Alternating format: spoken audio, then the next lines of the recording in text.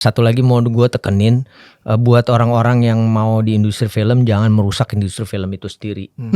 Kalau kalian mau niat mau merusak, nggak usah seperti pelecehan seksual lah, whatever itu. kan Maksud True. maksud gue this is the tempat yang bisa gue akhirnya ngomong bahwa lu tuh pengecut gitu, lu tuh akhirnya merusak apa yang udah temen-temen bangun sekian lama gitu.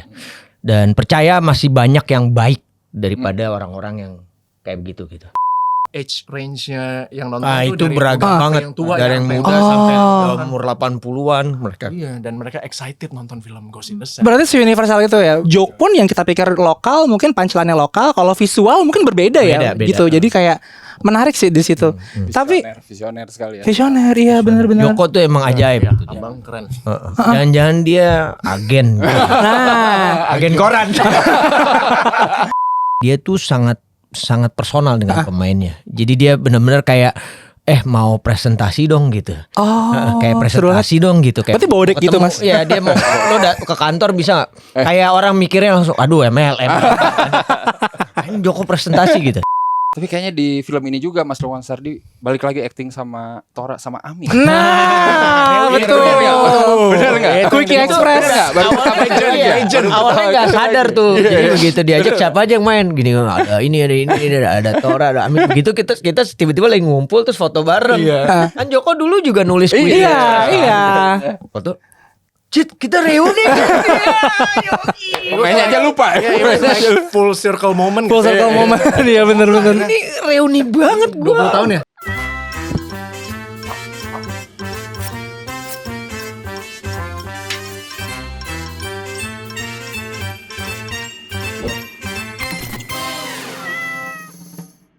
Selamat datang di podcast In The Crypt bareng dengan gue Reza, host magang, dan Arya, host cadangan. Negeri tidak pernah punya host tetap ya. betul. Nah, kita excited banget ya Bang ya, karena kehadiran tamu yang spesial hari ini. But what's even more exciting adalah this episode is presented by Catchplay Plus. Thank you loh, setelah jutaan episode podcast baru Catchplay yang Terbaik Catchplay. Terbaik Catchplay. Jadi buat yang nyari film-film blockbuster, streaming atau festival ada di Catchplay. Dan itu katanya dia agak lebih cepet ya Bang masuk daripada OTT ya. Betul banget. Lu bakal kaget lah pokoknya. Bahkan ada film yang masih tayang di bioskop di Catchplay tayang. Nah, itu dia. Ngeri nggak lu? Ada yang belum tayang di mana-mana. Itu yang lebih hebat. Ya, Oke. Udah ketahuan sama kita. Udah ke-spill. Kita kedatangan teman-teman dari Ghost in the Shell. Yeay. Tadi lo apa? Host apa? Host magang. Host cadangan. Kita tinggal di host-hostan. Kos-kosan. Kita punya Mas Ardi dan juga Morgan Owe. Welcome, selamat datang. Akhirnya diundang ya. Aduh. Serius ya? Gimana nih? Kenapa nggak undang-undang nih, Bang Arya? Judul film apa tuh? Akhirnya diundang.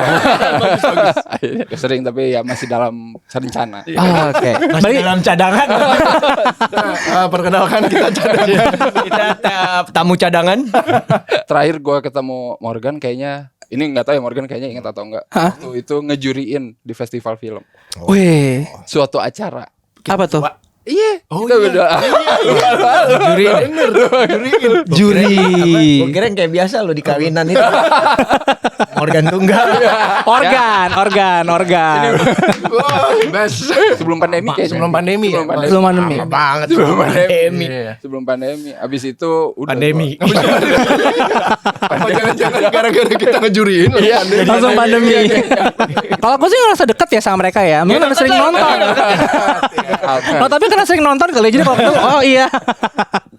Nah, kita hari ini mau ngomongin Ghost in the Shell ya. Betul. BTW selamat, by the time video ini tayang, filmnya sudah tayang. Yes. Dan kemarin sempat tayang di Berlin. Yes. Berlin Film Festival, one of the most prestigious film festival in the world. Yes, of course. Mungkin gimana tuh perasaannya, Mas Ardi? Morgan mau jawab. Atau seeing reception dari orang-orang sana gitu, atau lihat review-review gimana sih responnya? Oh, bukan nih. Kebetulan kita bagi tugas Joko, Abimana dan ke Berlin. Kita kemana? Kita ke Berlin. Berlin di mana? Kampung Berlin tahu nggak? Coba cek Berlin di mana. Ya, of course walaupun kita kan waktu itu yang berangkat emang Joko, dia, Andy sama Abimana ya. Tapi kan mereka selalu menginfokan hype-nya seperti apa dan segala macam. Kita sih pertama waktu dibilang Berlinale very excited because I know Berlinale itu seperti apa gitu kan. Terus kedua waiting the response gitu. Sebenarnya waiting the response akhirnya Joko ngirim video dan segala macam. Menariknya ini kan adalah sebuah film Indonesia yang kalau dari awal kita ngomong pemahamannya, kalau misalnya Joko bilang ada komedinya dan segala macam, ini sangat Indonesia gitu. Tapi ternyata mereka bisa terima gitu, bisa ketawa-ketawa, bisa menikmati. Berarti kan kita ngerasa bahwa apa yang kita buat ini Joko dari idenya Joko dan kita terlibat dalam itu, bahwa sebenarnya it can be bahwa sebuah film itu memang mau lo ngomongin dari Indonesia atau apa, kalau kita ada sesuatu yang ingin kita sampaikan dan itu sepertinya memang isunya bukan cuma Indonesia, akan sangat nyangkut gitu di mereka. Terutama yang amazing sih komedinya ya ternyata. Oh iya. Karena Joko sempat cerita ada bagian-bagian di kita yang kita ngerasa nggak lucu, mereka ketawa-ketawa. Oh, malah work ya. Ada bagian-bagian yang kayak kayaknya ini nggak relate nih kalau sama masyarakat luar gitu. Ternyata mereka ketawa-ketawa banget. Iya. Karena ya itu tadi yang Mas Lukman bilang, Abang dan tim berangkat dari mungkin bikin film Ghost in the Shell ini keresahannya tuh sama gitu. Universal. Film itu kan universal language gitu. Jadi setuju banget. Di sana di update-updatean di grup tuh kayak semua tuh heboh. Terus age range-nya yang nonton itu dari beragam banget, yang tua, dari yang muda sampai umur 80-an mereka. Iya, dan mereka excited nonton film Ghost in the Shell. Berarti universal itu ya. I totally agree kalau film is such an universal language, karena di award season juga sering diomongin kan. There are 3 universal language: music, mathematics, and film. Jadi yang justru malah kita sering khawatirkan adalah kadang-kadang mungkin film yang terlalu lokal atau kayak kita banget, ketika keluar kita takut nggak relate. Padahal sebenarnya ternyata relate aja karena bahasanya visual gitu kan. Joke pun yang kita pikir lokal mungkin punchline-nya lokal, kalau visual mungkin berbeda ya gitu. Jadi kayak menarik sih di situ. Tapi visioner sekali ya. Visioner ya, benar-benar. Joko tuh emang ajaib. Abang keren. Jangan-jangan dia agen. Agen koran. Makanya dia baca terus. Iya, dia baca terus ya. Tahu isu-isu apa nih. Nah, mungkin aku mau nanya ke sini nih. Take us back tuh gimana pertama kali mungkin Bang Jokan approach Mas Lukman sama Morgan ketika dikasih naskah atau ide, gimana sih ceritanya? Boleh diceritain nggak? Apa langsung yes on the spot atau malah kayak what the hell is this? Yes on the spot. Yes on the spot. Gimana tuh ceritanya? Ya, kebetulan yes on the spot karena apa ya? Karena pengalaman dari film kemarin pengepungan di Bukit Duri benar-benar apa ya, membuka mata saya. Maksudnya dari secara bukan dari secara dari segi keaktoran aja ya, tapi dari segi manusiawinya yang dulu mungkin gua orangnya agak apatis, tapi ternyata boleh aja loh kita sebagai anak muda tuh kita berempati, kita bersuara gitu untuk hal yang benar gitu. Dan ya film itu membuka mata saya gitu, selain kolaborasi director dan aktor antara saya sama Abang dan tim yang lain. Jadi ketika Abang reach out lagi untuk bikin next project, why wouldn't I say yes gitu, kayak langsung aja gitu. Ayo, karena saya percaya Abang pasti setiap bikin project pasti Abang berangkat dari keresahan. Nggak cuman keresahan tentang mungkin personalnya dia, tapi juga I think it's bigger than that gitu. Jadi senang banget sih kalau Abang akhirnya mengajak saya lagi untuk ada di sini. Gitu. Itu waktu itu ditawarinnya pas lagi syuting atau setelah tayang filmnya? Pas promo. Pas promo. Bukit Duri. Bukit Duri. Visioner. Dia udah itu. Jadi organ ini.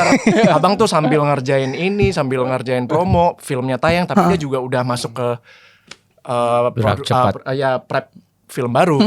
What does it like sih Morgan? Back to back gitu kan, berarti habis Bukit Duri lalu ke Ghost in the Shell. Gimana as an actor kamu loncat sedekat itu loh ya berarti sebenarnya kan, dan with the same director.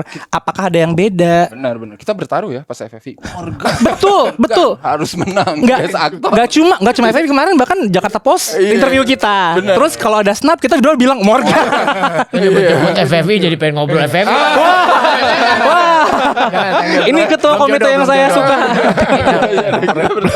Belum rezekinya, tapi untuk bisa ada di film Abang aja udah is a blessing for me gitu. Jadi penontonnya filmnya bisa ditonton banyak orang, itu udah cukup blessing buat saya gitu. Dengan waktu itu kan thriller action kan. Dan kita tahu sendiri kalau di Indonesia tuh penontonnya tuh nggak banyak gitu. Iya. Banyak film-film horor ataupun film drama keluarga gitu.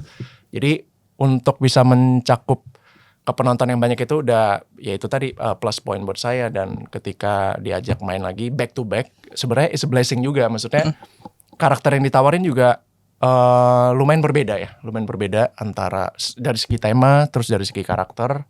Kalau misalnya Edwin tuh mungkin dia karakternya kalau bisa dijabarin tuh dia impulsif sekali. Dia pengambilan keputusannya sangat impulsif, sangat idealis menurut dia. Dan sistem atau tata cara dalam kelas saja, misalnya dia seorang guru, itu tuh harus guru tuh sebagai superior gitu. Tapi ketika saya mengerjakan Bimo orangnya tuh pragmatis, beda sama Edwin gitu. Beda sama Edwin, dia pragmatis, dia realistis orangnya, dia juga bisa membaca situasi.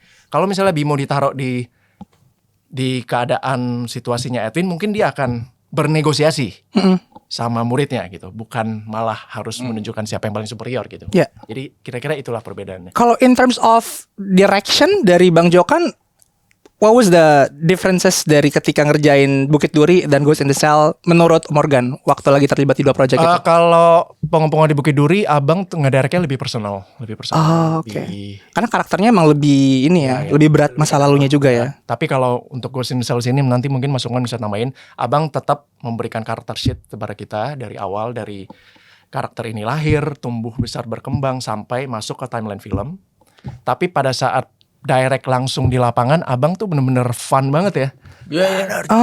Energi itu. Jadi beda. Karena kayaknya banyak juga ya ensemble-nya ya. Karena ensemble-nya banyak, mungkin bisa ditambahin dari. Iya, menarik sih waktu gue udah berapa kali sama Joko, caranya juga sangat berbeda. Tapi hal yang sama selalu dilakukan oleh Joko adalah pada saat dia meng-approach pemain, dia tuh sangat personal dengan pemainnya. Jadi dia benar-benar kayak mau presentasi dong gitu.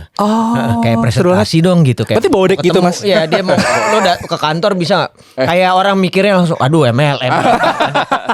Ini Joko presentasi gitu. Tapi dia memang punya kebiasaan kayak gitu. Jadi bukan sesuatu yang sifatnya dia melahirkan ini kan cukup personal. Jadi dia juga harus approach orangnya juga personal gitu.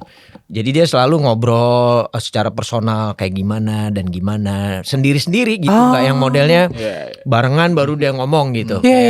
Gue selalu di approach-nya kayak gitu. Dia ngobrol sendiri ke gue gitu, either by phone atau memang ada kesempatan presentasi, dia jelasin pakai slide dan segala macam. Is very efektif gitu ya untuk kita langsung lihat the story itself kayak apa, karakternya kayak apa gitu. Ditambah lagi dia selalu punya kayak latar belakang dari pemain dari karakternya yang kita selalu dikasih. Yang ini apalagi untuk kayak di universe-nya Ghost in the Shell ya. Kita kan baca semua masing-masing karakter. Jadi kita tahu nih how to respond. Apalagi kita satu sel gitu kan. How to respond karakter ini, how to respond karakter ini. Nah, itu yang menarik kan. Apalagi kita udah sama-sama di sel berapa lama, nggak mungkin kita kayak orang baru nggak tahu. Dan benar kata Morgan, it's so fun. Tapi ada cerita menarik, gue sebenarnya nyaris nggak ada di produksi. Oh, gimana tuh? Bener-beneran, tapi kalau namanya udah jalannya pasti udah rezekinya, udah jodoh. Waktu pertama kali tuh produsernya Tia yang bilang mau ada ini, gue sempet stres karena gue udah ngambil satu pekerjaan dan gue udah iyain gitu, dan jujur ini kalau waktu itu tuh kayak di proses yang kayak gue jujur-jujuran aja. Kadang-kadang kita tuh ada satu project yang ini duitnya gede nih gitu. Gue punya anak 3 nih buat ngurusin sekolah. Of course. Betul. Bukan berarti hancur banget. Ini duitnya gede nih. Tiba-tiba Joko masuk. Dan gue tuh selalu merasa gue sayang banget kalau gue nggak bisa ikutan di filmnya Joko. Itu salah satu sutradara yang gue selalu merasa bahwa kalau ada kesempatan gue harus bareng Joko gitu. Akhirnya terus gak bisa nih. Tapi emang udah jodohnya. Tiba-tiba terjadilah sebuah proses yang project itu berubah secara konsep dan secara macam. Termasuk timeline berarti ya? Termasuk timeline, dan akhirnya gue bisa memutuskan untuk gue langsung Jok masih bisa gak? Gue masuk gitu. Masih bisa gak? Ternyata masih bisa. Kayaknya Joko emang gue udah gak tahu siapa gitu. Udah kebayangnya udah karakter gue ya gue katanya gitu. Iya. Emang udah jalannya kayak gue selalu bilang juga sama Morgan bahwa you don't have to worry, karakter itu akan nyari pemainnya. Sengaja. Agree. Sengaja ya. Dimundur-mundurin ya. Ya, itu menarik. Itu cerita yang menarik di. Itu cerita yang menarik benar-benar. Aku selalu suka cerita-cerita kayak gini karena romantis membayangkan bahwa peran itu jatuh di karakter di pemeran yang tepat. Karena aku ingat waktu itu Constance Wu juga kan dia Crazy Rich Asians kayak gitu kan. Dia bentrok sama syuting TV dia. Terus dia ngirim email minta diundur, bener dong diundur. Jadi kayaknya kalau jodoh emang nggak kemana. Kayak gitu. Kayak misalnya Iron Man harusnya Tom Cruise. True. Tapi ternyata begitu kita lihat Robert Downey, he's one of the best. He's the Iron Man gitu loh. Iron Man. Banyak banget yang kayak gitu. Nah kalau buat Mas Lukman berarti ini kan clearly not film pertama Mas Lukman sama Jokan. Kayak it's been 25 years. 25 tahun. Iya. Wow. Dari Janji Joni juga udah ada kalau nggak salah kan sebagai ayahnya Joni. Yes. Looking back gimana tuh Mas? Ini yang menarik dari Joko. Joko itu dia sangat menghargai proses. Ngerti gak? Termasuk di menghargai proses yang dia alaminya dia sendiri. Bukan ngomongin tentang orang lain.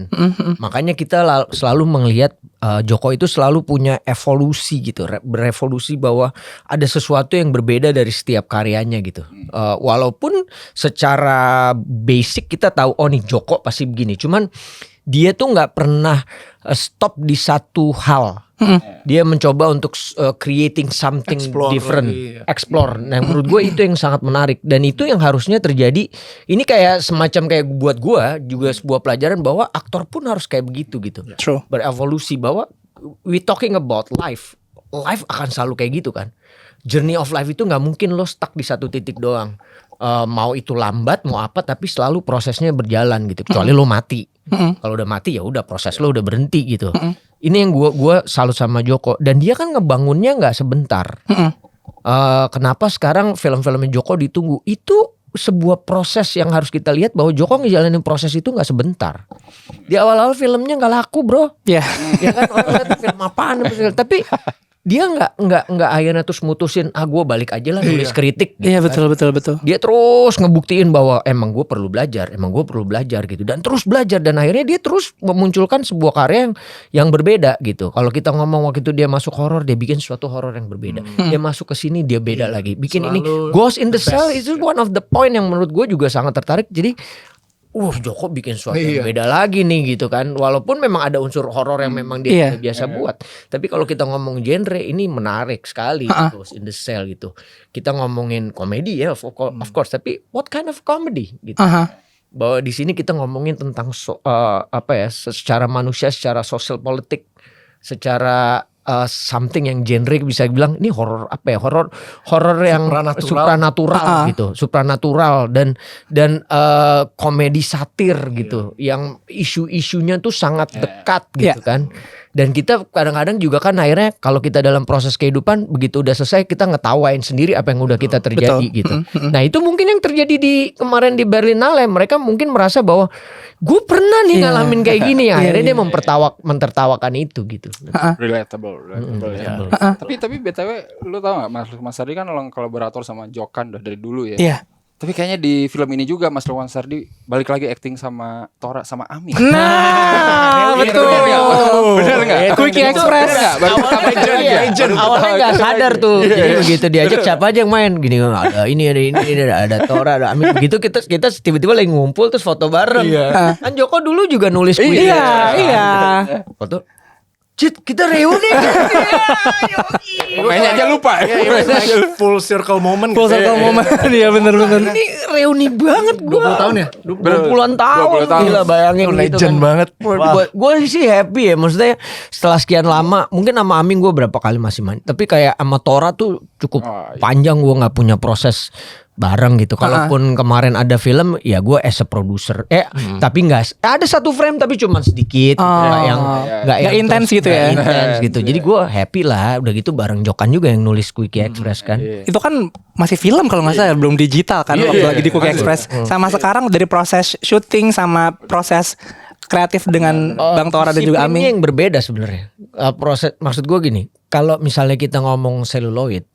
Seluloid itu kan secara cost lebih besar ya. Iya. Maksudnya dia tuh sistemnya tuh sekali pakai.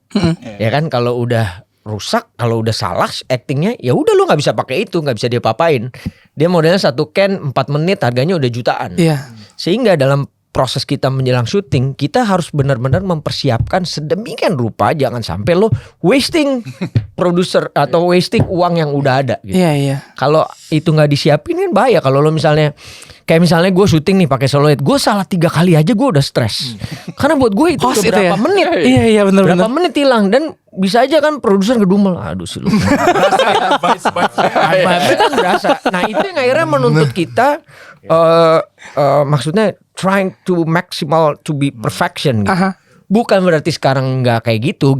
Maksud gue nih ada baik dan buruknya gitu. Iya. Gue mengalami itu sehingga disiplinnya tuh gue bawa sampai sekarang. Itu yang gue bersyukur.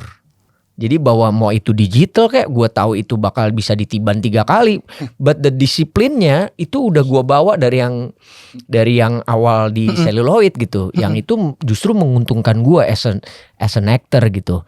Nah ini yang sebenarnya ada yang menarik dari kalau kita ngomong celluloid dan digital, karena gimana pun juga lo tidak bisa menahan lajunya teknologi gitu. Gimana pun juga dunia berkembang, ada teknologi, tapi bagaimana kalau gue selalu menyarankan disiplin-disiplin itu, mau itu sesuatu yang bisa dibilang lebih mudah atau sekarang, tapi kalau kita punya fondasi disiplin yang kuat, itu yang membuat lo akan terus ada di situ gitu.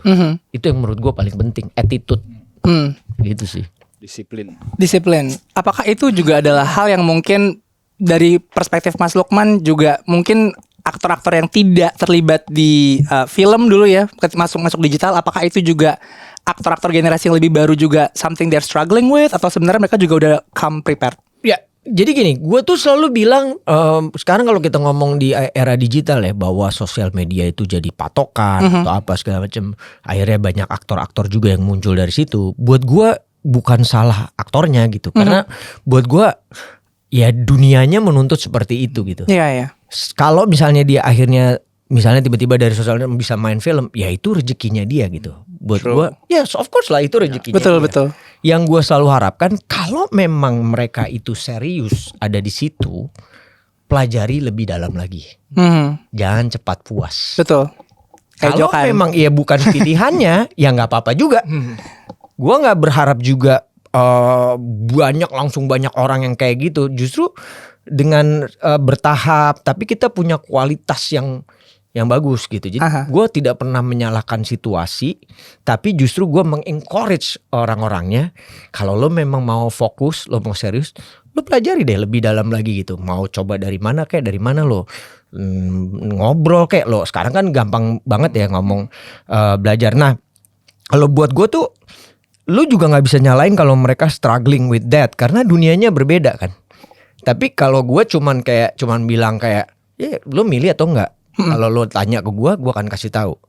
Kalau you not choose to be like that, ya ngapain juga gue paksa-paksain untuk ngomong gitu. Gue sangat terbuka untuk diskusi. Kalau ada ngobrol apa yang I'm happy for that gitu. Karena menurut gue it's part of my world gitu. Sesuatu yang gue cintain juga. Kalau ada yang baru, dia punya struggle, kita ngobrol.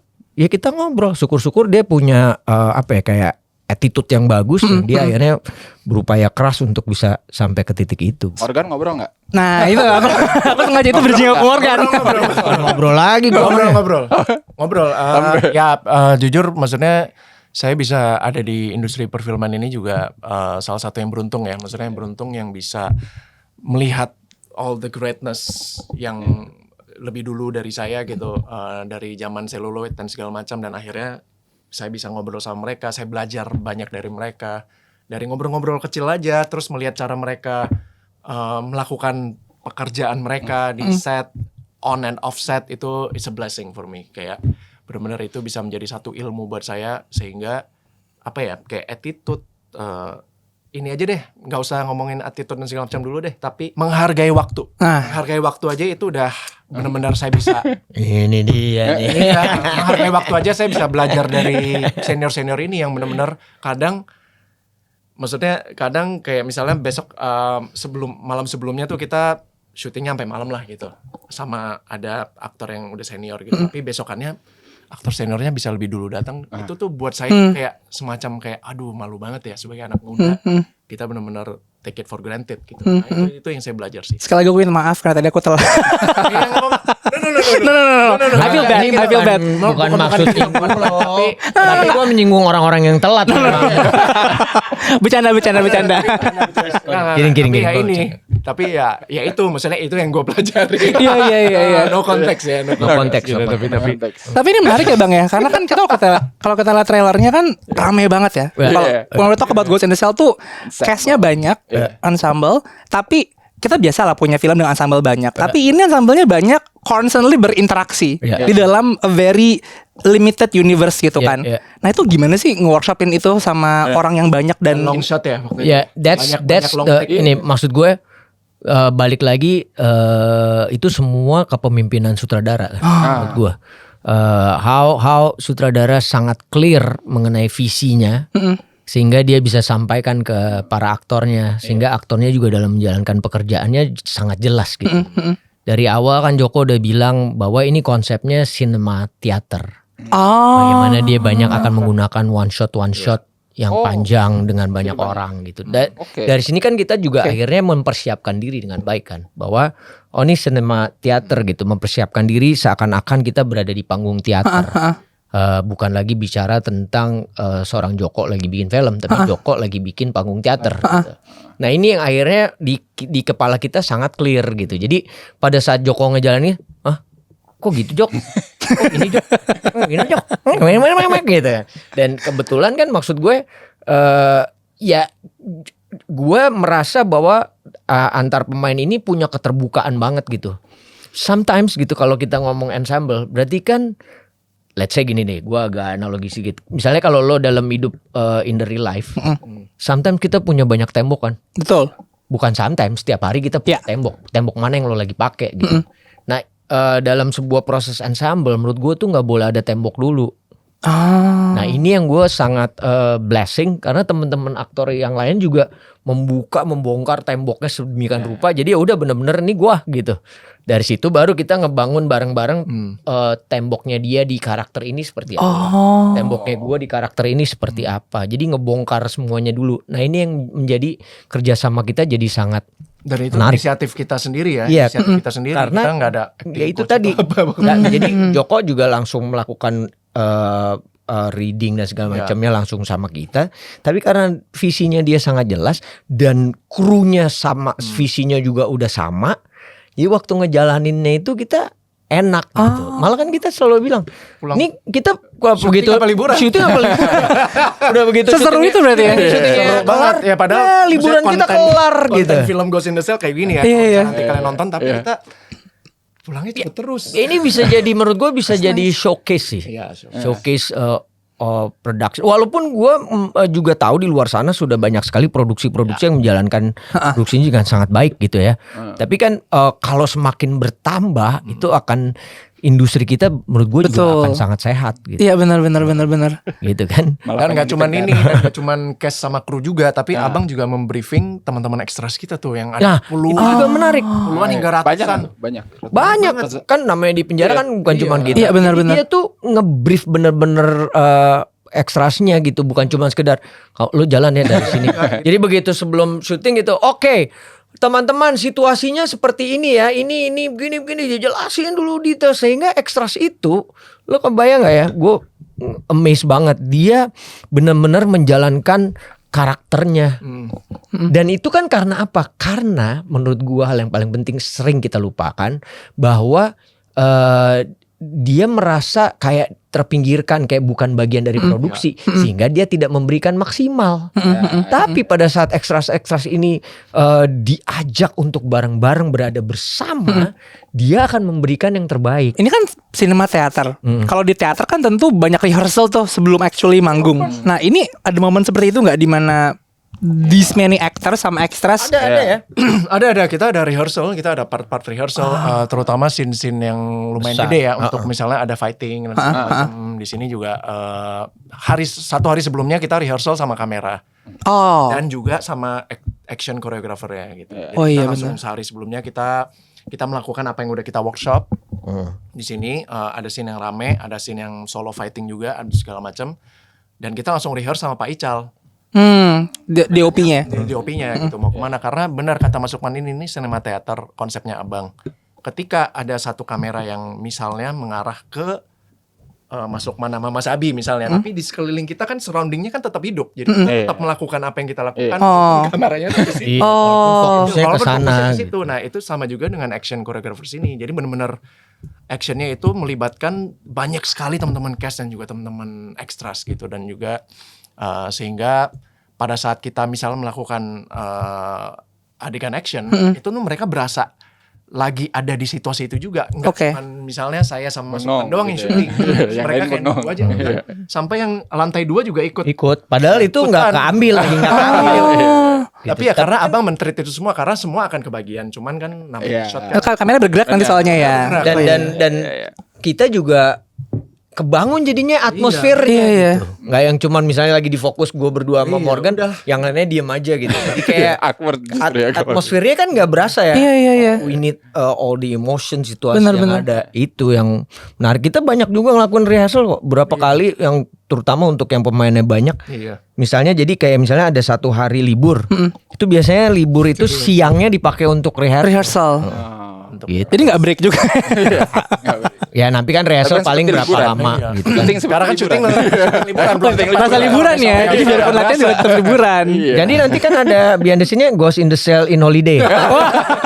Jadi series ya. Tapi kebayang nggak? Seperti yang Mas Lukman bilang tadi, ada di lapangan apa? Lapangan lapas. Wah itu kebayang kan ratusan orang di sana. Iya. Dan mereka merespon gitu. Walaupun lagi shoot kelompok kita doang, tapi mereka tuh ngerespon aja gitu. Iya. Ini menarik karena waktu nonton yang ini nggak Bang, Orange is the New Black. Nah, itu kan juga sebenarnya ada adegan yang lumayan chaotic di lapas, tapi dia nggak long shot. Dia pasti shotnya gitu-gitu. Jadi pasti energi juga beda tuh. Aku penasaran sih ngerasain. Long shot keren ya. Aduh ini udah di spoil nih banyak long shot. Oh iya. Jangan. Kita move ke genre kali ya. Nah, ini kalau Apa janda? genre. Kenapa? Nah ini Bisa. kalau kita mau nge-label genre, ini berarti sebenarnya komedi, horor komedi.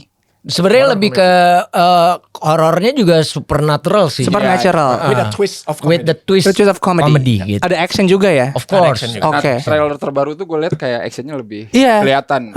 Terakhir sebelumnya kan yang teaser gue kayak masih Iya. Masih- Lebih clear lah ya. gitu.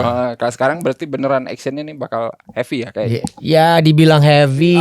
Ya pokoknya di sini Abang tuh pengen ngasih lihat sebenarnya kalau nanti penonton tuh bisa ya kayak semua karakter yang ada di sini termasuk teman-teman extras itu tuh kayak layaknya orang-orang sehari-hari aja yang masuk napi dengan segala macam kegelisahan mereka, beban mereka segala macam, terus akhirnya ya pasti di penjara juga pasti ada bentrok-bentrokan segala macam. Ya nggak mungkin nggak lah ya. Nggak mungkin enggak gitu. Jadi itu sih yang pengen kenaturalisasian ini yang pengen dikasih lihat ke penonton nantinya. When it comes to horror genre in general, gimana sih Mas Lukman sama Morgan ngelihat this genre sekarang di Indo? Kalau gue ngelihatnya ya memang kita ada masa-masanya bahwa kita kayak bukan terbelenggu ya, kayak arus kita tuh kita ngomong horor gitu ya.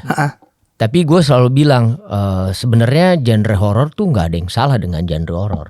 Apalagi kita punya culture-nya tuh dekat. Betul. Ya kan, sebuah film di dalam sebuah negara itu akan selalu dekat dengan culture-nya. Kalau kita ngomong Indonesia dengan mistis dan segala macam, buat gua ya udah pasti horor jadi kita pilihan. tumbuh dengan itu. Iya, ya, nggak usah sesimpel gini kan. Dulu selalu dibilang jangan maghrib masuk ya nanti digondol kolong wewe. Iya, betul. Padahal maksudnya karena udaranya nggak sehat, tapi lebih gampang dibilang digondol kolong wewe daripada udaranya nggak sehat gitu. Iya. Karena kan ini nyangkut kan. Jadi buat gue intinya tuh kalau buat gue tidak pernah melihat bahwa ada yang salah di situ gitu. Tapi bagaimana kita sebagai filmmaker juga punya kewajiban untuk bisa membawa di level-level yang berbeda gitu. Kalau memang spesifik horor misalnya dia specialty horror, what kind of horror? Betul. What the next step? Gitu. Kalau gue selalu gitu. Kalau specialty-nya di drama, what kind of drama? What the next step? Oke. Apalah kalau lo akan di situ terus kan berarti kan sedangkan gini nih maksud gue. penonton itu akan selalu berproses dan berkembang sesuai dengan keadaan zaman. Kalau kitanya nggak berproses dan berkembang mengikuti zaman, tinggalan zaman ya gitu. Gimana ceritanya? Nggak bertahan genrenya kan. Kayak romcom in a way. Iya, maksud gue berarti kan selalu updating gitu. Iya. Selalu jadi sesuatu yang, apalagi yang gue suka horor, tapi horor apa yang bisa gue buat untuk menjadi sesuatu yang berbeda tapi nyangkut di mereka. Ini kan selalu kegelisahan itu menurut gue harusnya selalu muncul. Iya, betul. Mau drama, mau komedi. Kita punya fenomena misalnya dengan film komedi yang sampai belasan juta penonton gitu. Tapi di satu sisi buat gue ini justru PR berat buat film. What next? Ya. Lu akan bisa bikin yang sama atau berproses lagi untuk sesuatu yang bisa memunculkan lebih dari 10 juta. Iya. Kan itu yang harus selalu dipikirin kan. Betul. Bukan cuman puas, gue 10 juta nih dengan genre kayak gini, ya gue bikin aja yang terus kayak gini. Ya akhirnya penontonnya juga akhirnya jadi males.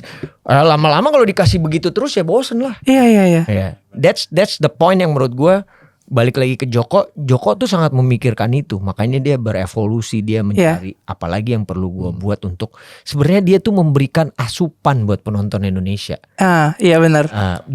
Karena kan ujung-ujungnya ini buat ditonton, bukan buat diri sendiri. Betul. Ya kan? Untuk menghibur, exactly.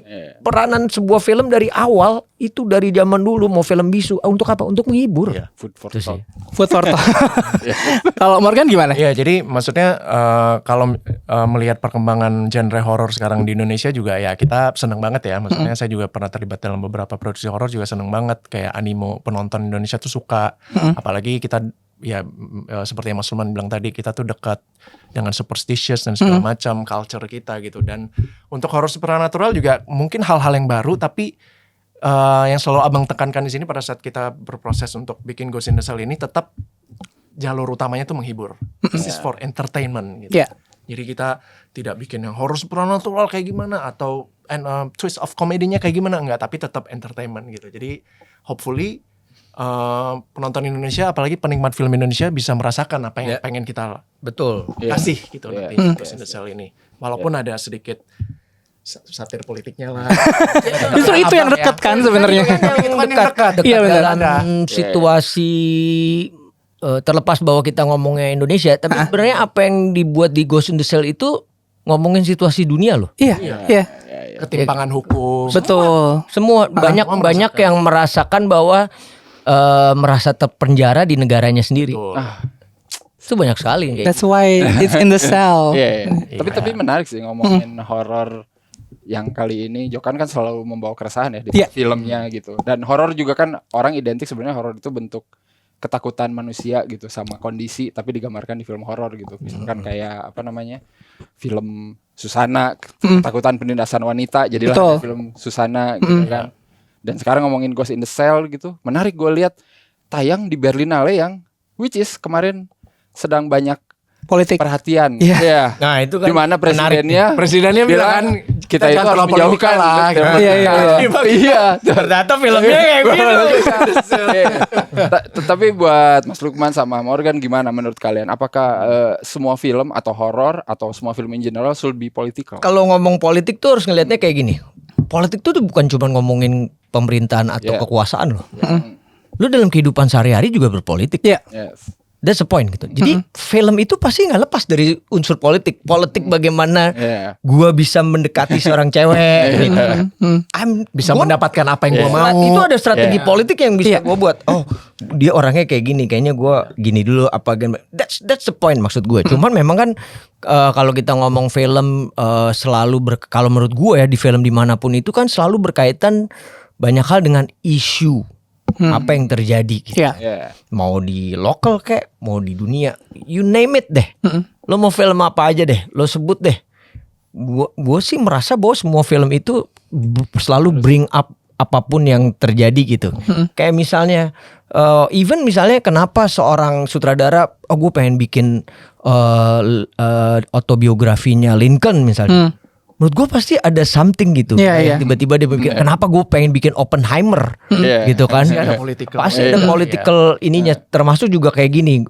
Gue belum nonton si Marty Supreme misalnya. Tapi gue baca biografinya kan gue udah mulai ngebaca nih. Iya. Kalau dalam situasi sekarang kan ini orang yang menuntut pengen melakukan apa yang dia sukain. Exactly. Iya. Ya kan? Yang selama ini tuh udah susah. Iya, benar. Dia berpolitik. Dan dia Ada berpolitik. klip yang dikeluarin kan dia berpolitik untuk mendapatkan. Iya, betul.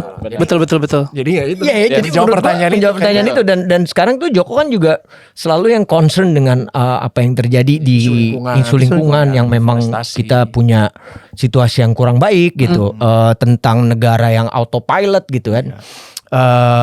Mungkin ada misalnya kan kita ngomongin ya tadi gue bilang bahwa kita tuh ngerasa kita terpenjara di negara kita sendiri gitu. Semua tuh udah kayak autopilot yang akhirnya gimana ya? Ini udah jalan sendiri nih. Terus gue mesti ngapain ya kalau udah autopilot gini gitu? Mau matiin autopilot nih kagak bisa gitu kan. Terus misalnya ada yang ngomong, ya ini kan negara besar bukan negara yang gampang. I'm agree with that gitu. Cuma kalau lo ngomong analogi autopilot gitu, misalnya pesawatnya kecil, pasti sistemnya juga lebih gampang kan. Kalau pesawatnya besar, pasti sistemnya juga lebih sulit. Tapi sebenarnya sebuah pesawat yang besar memang lebih canggih, tapi sebenarnya mereka berupaya untuk mempermudah itu. Nah, secara political will, kalau gue mikirnya, kalau kita negara yang besar, kita udah tahu nih negara yang besar dengan segala problemanya kayak apa. How to bikin manajemen sistem yang memang lebih praktis, tapi untuk kepentingan keselamatan semuanya gitu. Ya itu menurut gua jadi harusnya bukan jadi sebuah alasan gitu. Iya, betul. Kalau buat gua, gitu kan. Benar. Itu juga kenapa mungkin jadinya karena kefrustrasian ini jadinya yang dipotret di Ghost in the Shell adalah ya hal yang juga frustrasi karena mereka semua tuh terkukung dalam sel gitu. Jadi, lu jangan gambarin bahwa kebetulan memang setnya yang paling tepat ya sel. Karena nggak bisa kemana-mana. Karena kita nggak bisa kemana-mana dengan kita Kabur, dengan, mau kemana? mau ke sini ketemu ini tiap hari ketemu ini. Iya, Tiap benar. hari ketemu ini, mentok ke sini ke kiri kanan, punya obrolan kayak gini. Tiba-tiba di stop begini gara-gara ada sipirnya misalnya tiba-tiba lu nggak bisa kayak gini karena aturannya begini gini. Aku suka sih tadi ada di trailer tuh ada kutipan. Aku lupa karakternya Mas Lukman bukan yang bilang kalau misalnya masih ada harapan, kita di sini masih ada harapan. Itu yang boleh sia-sia. Iya. That quote is actually very inspiring tapi dipatahin juga sama Joker. Jelek. He's a very smart. Iya. Kalau lo lihat lebih dalam itu mungkin orang nggak akan cuman iya lucu sih, tapi ngapain sih si yoga betul? Iya. Berarti kan kalau lo lihat in the real life, ada orang-orang yang kayak Kayak gitu gue, responnya. Iya. tiba-tiba direspon. Ya seperti yang gue bilang tadi, yang ini akan banyak relate sama orang-orang sih. Ini memang keseharian orang-orang yang dikumpulin jadi satu. Iya. Dengan berbagai macam karakter, ya itu yang bisa ya hopefully bisa relate sama semua orang ya. Maksudnya, karena karakternya banyak banget di sini. Iya. Dan yang bisa akhirnya kayak ya tadi gue bilang, ini gue nih gitu. Kalian ngerasa nggak kalau karakter yang kalian mainin itu adalah kalian atau jangan-jangan kalian merasa lebih relate sama karakter itu? Gue lebih relate sama karakter Andy. Oke, kita belum tahu ya. Kita belum tahu. Andy ini kayaknya poin penting ya. Di trailer sih kayaknya penting ya di trailer. Andy itu biasanya terlalu di bagian akhir. Ending. Endingnya. Udah serius padahal dipatahin lagi. Udah biasa. Kirain plot twist tadi. Aduh, plot twist gimana tuh? Andy di bagian ending. Tapi kan kalau misalnya dilihat, kita nggak bisa spoiler. Iya, jangan. Kan ada pasti ada satu karakter yang green flag. Green flag. Self claim. We'll see. Tapi ya itu maksudnya kalau misalnya memilih secara karakter mungkin gue nggak relate sama karakter Bimo. Dalam cara hidupnya apa segala macam berat sekali dan memang nggak relate sama saya gitu sama gue. Tapi itu maksudnya I'm happy untuk mengerjakan. Of course that's a good challenge for you as an actor kan. Karena kan di sini juga gue ditantang untuk latihan fisik juga di sini, latihan fisik terus actionnya lumayan banyak di sini dan sama Abi mana ya? juga Bang Abi Ya, gitu. banyak. Iya. Abi udah biasa kan. Iya, jadi ini yang gue bilang di press con kemarin kayak Tempo. waktu mengerjakan Bukit Duri mungkin kita ada actionnya, tapi kayak itu kan film pertama gue action Bukit Duri. Jadi gue kayak ternyata bikin film action begini nih. Standar, maksudnya gue menstandarisasi itulah. I see. Tapi pada saat masuk ke proses ini No. Berat. Nah itu tuh, jadi itu rantangan buat gue ya. Tantangan. Oke.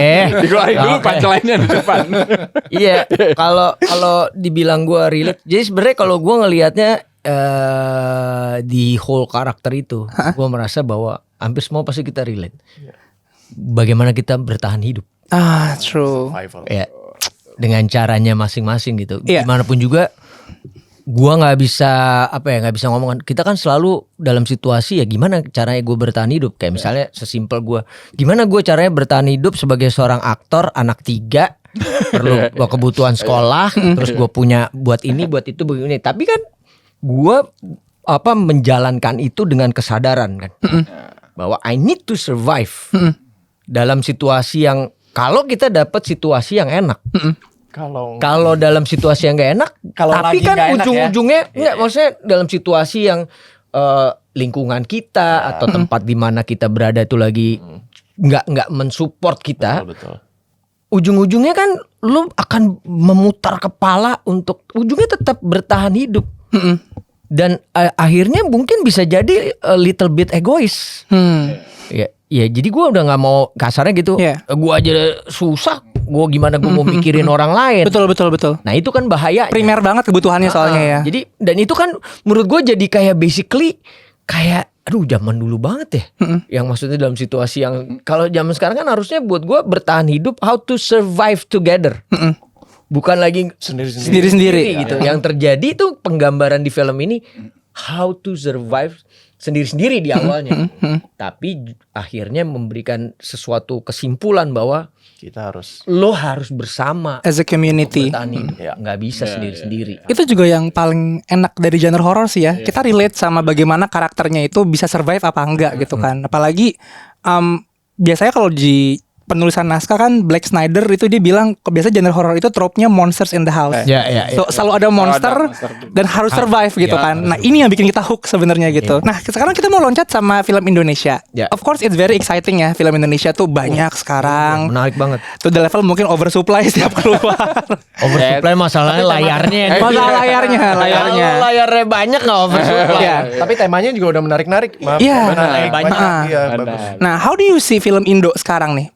Mas Lukman sama Morgan. Mungkin boleh Morgan dulu. It's going to into the right direction ya. Maksudnya terlepas dari jumlah layar segala macam, tapi filmmaker di sini tuh udah willingly to take a new to step to a new level untuk bisa memberikan tontonan yang nggak cuma menghibur ya, tapi juga bisa kebaruan lah gitu ya. Kebaruan dan craftsmanship-nya juga udah mumpuni, udah mumpuni dari tahun ke tahun ya. Gue melihat dari jumlah penonton box office kita apa segala macam bertambah, tapi juga dari keberagaman tema sekarang, juga craftsmanship-nya yang banyak di share keluar apa segala macam, dan juga film-film kita juga udah banyak dilirik di salah satu luar. Kita kan Ghost in the Shell bisa tayang di sana ya. Kayak semua dibeli juga kan sama distributor Jerman. Iya. Congrats. Thank you. Jadi ya itu sih maksudnya, it's going into a right direction ya. Ya. Apa yang dibilang Morgan benar. Cuma gue mau nambahin, memang kita masih punya banyak problem selain memang bahwa kita udah berjalan di yang benar. Cuman satu lagi mau gue tekenin, buat orang-orang yang mau di industri film, jangan merusak industri film itu sendiri. Kalau kalian mau niatnya mau merusak, nggak usah seperti pelecehan seksual lah, whatever itu. Kan True. Maksud gue, this is the tempat yang bisa gue akhirnya ngomong bahwa lu tuh pengecut gitu, lu tuh akhirnya merusak apa yang udah teman-teman bangun sekian lama gitu. Dan percaya masih banyak yang baik daripada orang-orang yang kayak begitu gitu. Intinya gini, menurut gue seneng dengan perkembangan film Indonesia. Satu misalnya penonton, kita punya 80 juta lebih, kita punya film yang jumlah penontonnya 10 juta lebih. Gitu ya. Tapi di satu sisi buat gue it's a warning for us, karena di balik penonton yang ada 10 juta, ada yang penontonnya cuman ratusan. Betul. Gapnya terlalu jauh. Jauh. Menurut gue ini yang harus kita pikirin bareng. Yang lain kemana? Gitu kan. Ini kan berarti ada sesuatu yang jadi ada warning loh. Kita jangan euforia bahwa jumlah penonton kita sekian banyak. Betul. Tapi ada something yang ternyata kayaknya not works. Gimana caranya nih supaya kita bisa balik lagi survive, bertahan Sama-sama gitu ya, bukan ngomongin sendiri. Nah itu buat gue menarik. Terus kedua adalah masalah genre. Betul, kita udah punya banyak genre yang beragam. Apalagi sekarang muncul lagi banyak-banyak drama. Ya. Sebenarnya ini gue patut bersyukur dengan adanya streaming. Bukan berarti streaming itu akhirnya menutup potensi bioskop ya, bukan. Tapi akhirnya penonton bisa melihat opsi-opsi yang lain di genre. Betul. Yang mungkin selama ini produser agak kurang berani naruh di sinema karena ini pasti nggak jalan. Iya. Dengan adanya di situ mereka ngeliat, oh ternyata film kayak begini menarik ya. Yang akhirnya mereka bisa, kalau ada sebuah film misalnya, oh nih genre yang gue nonton di streaming nih kayaknya menarik kalau kita nonton di bioskop. Nah itu buat gue tuh nggak bisa dipungkiri ada hal baik yang bisa kita. Tapi di satu sisi gue juga khawatir dengan jarak waktu dari sinema ke streaming. Terlalu dekat, terlalu cepat. Berapa lama sih? Kadang-kadang tuh terlalu cepat. Ya. Tapi di satu sisi ini dilematis. Kan kadang-kadang produser itu waktu dia menelurkan filmnya untuk taruh di bioskop, dari awal dia udah jual ke streaming. Iya. Ya kan? Nanti begitu turun dari bioskop, otomatis kalau misalnya filmnya bertahan panjang, otomatis dia lama di streaming. Iya. Tapi kan kalau filmnya tiba-tiba nggak bertahan lama, Langsung. dan dia produser mikir gua harus balik modal, ya udah cepetin aja masuk streaming. Nah ini jadi sesuatu yang harus kita pikirin bareng-bareng. Itu intinya. Ketiga, masalah layar tadi. Layar yang kita oversupply karena layarnya sedikit. Jumlah penduduk kita sekian banyak, tapi layar kita 2.000. Rasionya banyak banget ya. Beda banget. Gue yakin kalau layar kita lebih banyak, itu yang 10 juta bisa 15 juta, bisa 20 juta bahkan. Betul. Ya kan? Benar. Nah ini sebenarnya yang menjadi cuap-cuap gue dari dulu. Bioskop itu sebenarnya problemnya adalah karena terlalu berpusat di kota-kota besar dan mall. Betul. Sedangkan sebenarnya orang-orang yang ada di kabupaten itu juga butuh hiburan untuk nonton. Tapi effortnya terlalu besar. Terlalu jauh bioskopnya. Jam perjalanan 1 jam, bayar parkir, taruhlah naik kendaraan umum, kendaraan umumnya berapa? Terus nyampe dalam bioskop, otomatis dia pengen minum, minum aja nggak usah makan. Tapi kan nggak boleh bawa dari luar. Minumannya harganya berapa? Iya. Ya kan? Akhirnya mereka pikir, ngapain gue nonton bioskop, capek. Urusan ekonomi gue aja belum beres. Betul. nonton di HP. Betul. Mendingan gue nanti nunggu bajakannya. Nah, iya benar. Ya kan? Ini jadi sebuah hal yang sebenarnya menurut gue tuh udah bisa secara petanya udah terlihat. Tapi gak bisa cuman filmmaker atau orang-orang yang peduli yang melakukan kita cuma sebagai filmmaker yang tahu produksinya, kita ngobrol sama pemerintah. Tapi kan yang ngatur regulasi dan segala macam harusnya dari pemerintah. Betul. Bukan dari kita. Kita nggak punya kekuatan untuk mengatur sebuah regulasi. Walaupun gue melihat bahwa dari pemerintah sudah melakukan upaya-upaya itu, tapi buat gue kurang, belum maksimal gitu. Apa karena berpikir nanggung lah gue cuma 5 tahun di kementerian. Iya. Bisa jadi. Gue cari yang lebih misalnya gitu. Misalnya kan. Jadi survive-nya tuh gak bareng Survive-nya ya. nggak bareng. Ya, benar. Ya, terlepas dari Di itu tengah jalan tinggal. ya, 5 tahun. Terlepas bahwa kita senang dengan perkembangan film Indonesia, tapi kita jangan euforia lah. Betul. Masih banyak hal yang harus kita sama-sama. Betul. Benar sih tadi. Pemerintah udah doing so many efforts dan biarpun 5 tahun tapi tetap ada beberapa orang yang tetap stay kayak Pak Mahendra misalnya itu kan tetap memperjuangkan kita sebagai diplomasi budaya. Untungnya kita punya orang-orang. Jadi maksud gue selalu percaya bahwa akan lebih banyak orang baik daripada orang jahat. Betul. Itu aja. Best Pak Mahendra. Nah, speaking of layar berarti ya. follow up to that nih Mas Lukman. Kan kemarin kita menemukan 2 berita yang cukup menarik ya. Oh iya benar. Pertama, bagus tuh. ada Bagus bioskop, beritanya. ada bioskop alternatif dari PFN. PFN. Terus kedua ada layar digi yang akan di depan dari salah satu swasta retail. ya? Iya. Retail. Nah, how do you see that berarti? Iya. Mas Lukman atau Morgan juga boleh Lo nambahin. mau tahu nggak yang soal retail itu? Gimana? Gue udah ngomongin dari 10 tahun lalu. Iya, Oke. we've heard. Kalau di tiap retail ada kan lebih enak proximity-nya ya. Iya benar-benar. Belanjanya tinggal dibawa, lo naik, Iya. tinggal nonton. Bagus buat retail juga lagi. Jumlahnya cuma 30 seat kek. Iya. Tapi kan ini menurut gue gini. Terus kalau yang dari PFN menurut gue itu juga jadi menarik. Tapi menurut gue kalau lo sifatnya di produksi film negara, menurut gue agak kurang nyambung. Oh iya, kenapa distribusi ya Ya, jadinya? kenapa distribusi? Ya benar. Jadi mendingan how to support distribution melalui produksi. Menurut gue. Jadi gini, manajemen bioskop itu nggak simple. Iya. Nggak bisa dibilang gampang manajemen bioskop. Kenapa juga orang kayaknya males bikin bioskop? Itu bukan bisnis yang balik modalnya cepat. Betul. Bisa 7 tahun, 8 tahunan baru balik modal. Ngerti gak sih lo maksud gue? Jadi harusnya ada dari pemerintah ini bikin apa sehingga biar swasta yang menjalankan ini semua. Biar swasta yang tapi ada regulasi atau dukungan dari pemerintah.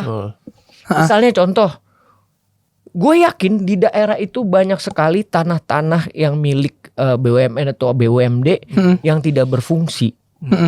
Ya lo contoh supportnya, gue kasih tuh tempat. Nah, Lo bangun atau lo bikin sewa bangun. Nggak boleh, maksudnya kan karena itu naik pemerintah, lo sewa bangun deh. Iya. Berapa tahun targetnya gini. Oke, untung lo berapa? 7 tahun. Berarti target lo berapa lama? Tapi lo bangun deh berapa banyak gitu. Maksud gue tuh yang hal-hal yang kayak gitu. Jadi kalau PFN produksi film negara, kembali aja dulu ke fungsinya. Produksi ya. Produksi ya. Film negara. Salah satu contoh yang paling gampang, misalnya kalau untuk produksi memang butuh budget yang besar dan segala macam, gue mengerti bahwa itu bukan sesuatu yang mudah. Sekarang gini deh, kalau memang ada modal dari pemerintah, kan itu ada studio, bagusin studionya, update studionya, terus bagusin post production misalnya. Lo fokus aja di post production, studio sama grading, jangan ngomong produksi film dulu, jangan bikin film dulu. Iya, benar. nah, Kita udah oversupply. Yes, oversupply. Iya. Ngapain? Contohnya gimana? Misalnya ada film-film nasional, satu yang memang bisa bayar harus bayar. Tapi ada film-film nasional kita lihat potensinya luar biasa. Ya lo bantu, lo bisa post production di sana dengan cost yang lebih murah dan segala macem. Sehingga produksinya nggak ngelihat lagi ini produksi besar, produksi kecil, tapi how to support production film gitu.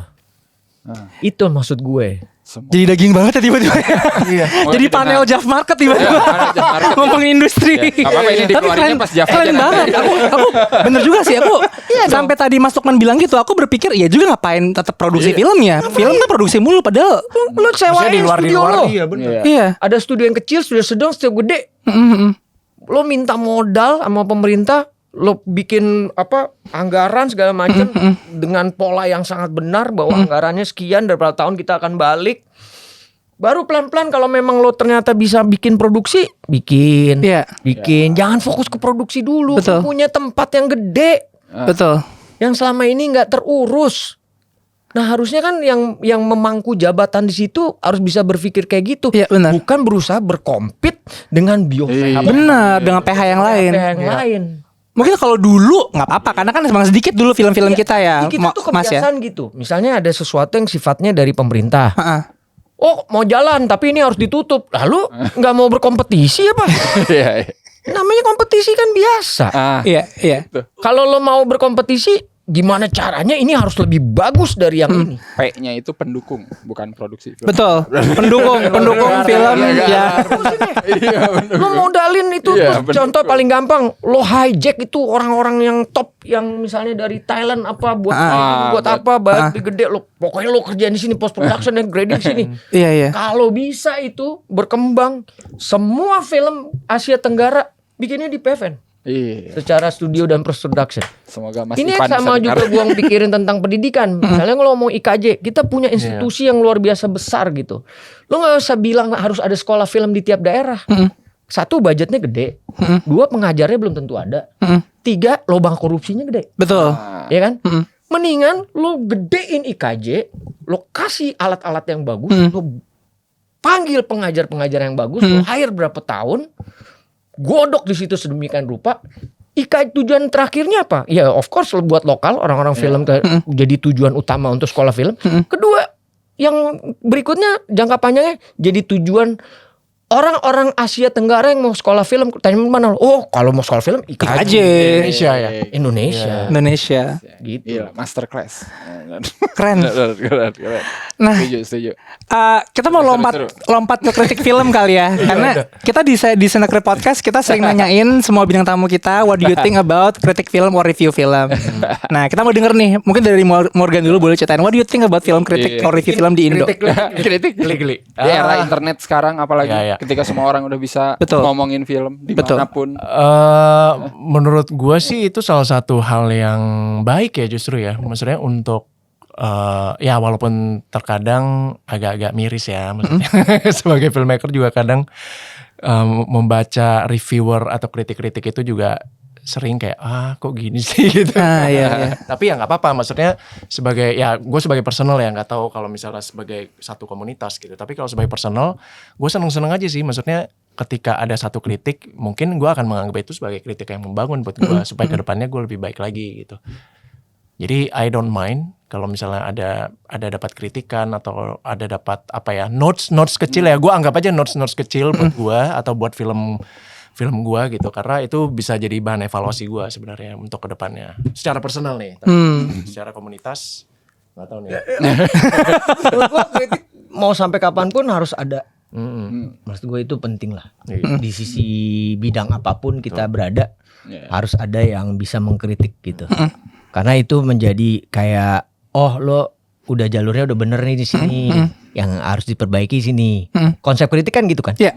Bukan, nah ini cuman tinggal masalahnya lo jangan like dislike. Betul. Gitu. Itu yang paling penting buat gue. Kritik tuh boleh banget gitu. Gue merasa seneng kalau dikritik. Gue sering kok bacain apa yang kritik. Cuman kalau gue sebagai manusia biasa akan sangat emosional kalau udah like dislike.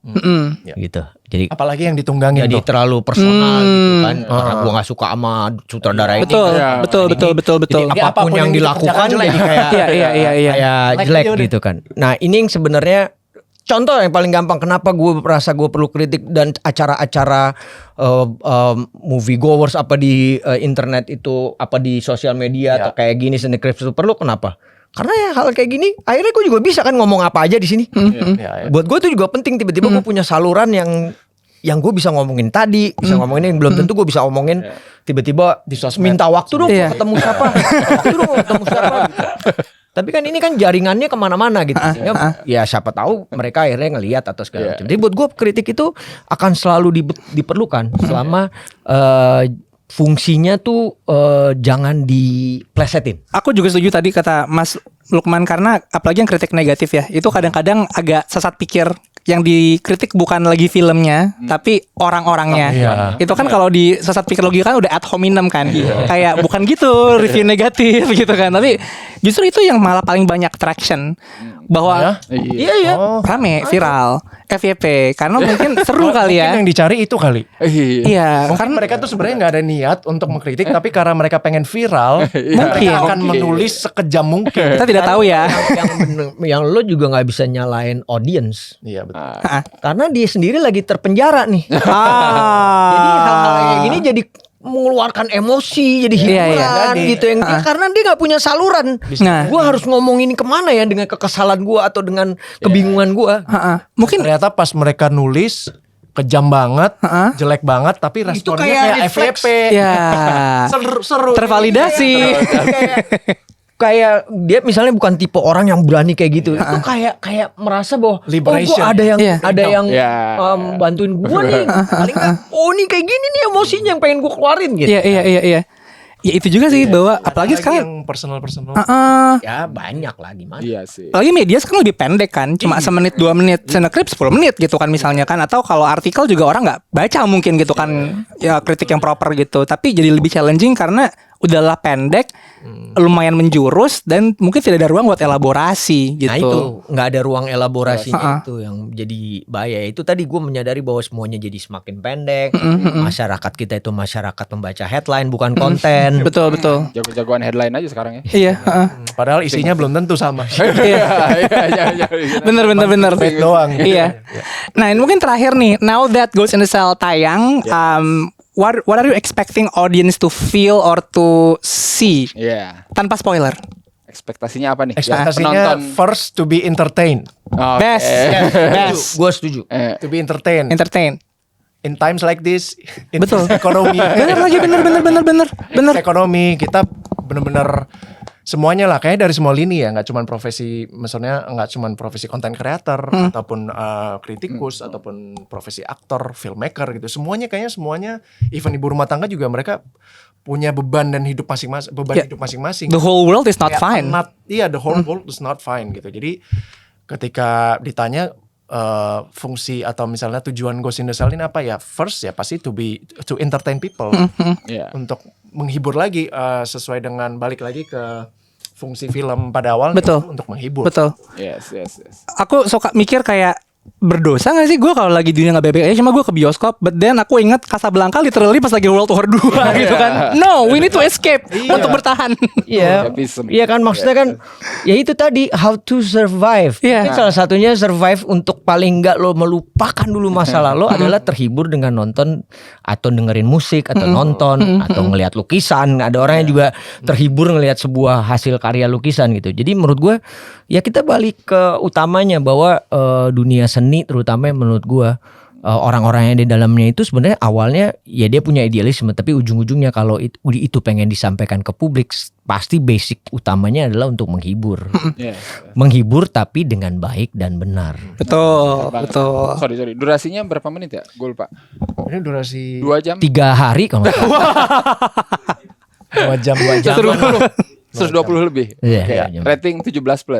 Rating 17. Benar ya, 17 plus. Seru nih. 106 kalau di Letterboxd. Apa? 106 menit. Oh iya, Letterboxd. Iya, Kemarin kita juga baca tuh reviewers sana di Heeh. Iya. Keren banget. Tapi Maksudnya ada satu review dari luar yang pas nonton di Berlinale, gue suka. Dia bilang kalimat terakhirnya one of Joko Anwar best. Wih. Oh itu gue baca juga tuh, tapi gue lupa dari yang mana gitu. Iya, ada di baca gue. itu. Gue jadi Coba, penasaran. nggak Soalnya boleh dari kemarin kelewatan nih. best mulu gitu ya. Iya. Ini yang the best nih ya. The best mulu ini. Best itu bukan ada brand namanya The Best. Apa tuh? Apa tuh? Nggak tahu gue lupa. Waduh. Zaman abad 2 kali ya. Ada The Best. Oh itu supermarket zaman dulu ya The Best. Waduh. Apa nih gue? Gue tuh best dengki. Best Dengki kali ya. Oh iya. Best tuh. Iya, the best pokoknya. Best. Wey, best actor. Oke, mungkin sekian kali ya. Yes. Terima kasih banget Mas Thank you Lukman, banget. Morgan udah ngobrol-ngobrol, daging banget, very inspiring. Jangan lupa nonton Ghost in the Shell di bioskop. Yes. Kita tidak ada spoiler ya dari tadi kita ngomong. Nggak ada. Betul. Spoiler cuma ada di mobil. Spoiler. Tahu ada sana. Ya, saya kerja di belakang. Makin ter-challenge gue dengan jokes di sini sama Mas Lu akan Lukman. ke sana. Sabar. No, gue ter-inspired nih, gue tuh ya. Pada waktunya. Sana pada waktu. Oke, terima kasih Bang udah nonton. Terima kasih juga Catch Play Yes, for sponsoring Catch this Play. episode. Thank you banget Catch Play. Nanti kita ngobrol-ngobrol lagi lah ya. Iya. Ngobrol lagi lah. Lagi ajak-ajak. Ya, mungkin gue punya ide mau langsung difilmin tanpa Best. Langsung nih pitching. Langsung pitching lanjut. Oke, kami pamit. Sampai jumpa. Bye. Bye.